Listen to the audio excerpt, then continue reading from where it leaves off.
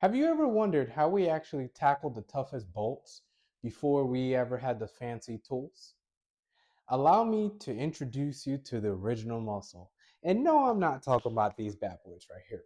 What I am talking about is the breaker bar. Although there are no original inventors to the breaker bar, there was an actual notable patent out for torque tools, and that came about in 1989. But mechanics, we use these tools long before that patent was even a thing. The purpose of the breaker bar is to maximize on the amount of torque and leverage that you can get in order to break off a bolt. And what I mean by break off, I mean remove.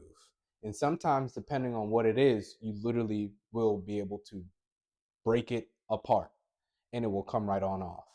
If this is too small, what we would then do is upgrade to the 1/4 inch breaker bar.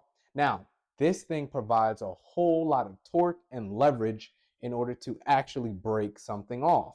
And sometimes, depending on what vehicle you're working on and how rusted out those bolts are, you may actually need more leverage and more torquing ability that will help you out. So what you would do is you would take the breaker bar, insert it into the pole that you have, and it will break it off.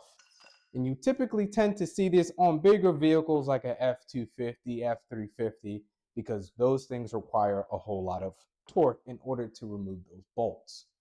Now, as you see, we have various types of breaker bar. We have a smaller one, which this once again is the 3/8 breaker bar, and then we have the 1/2 inch breaker bar.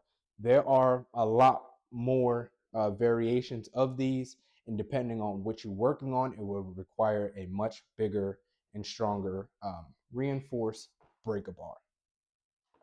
So if you guys enjoyed this Throwback Thursday, like and follow for more car and tool facts.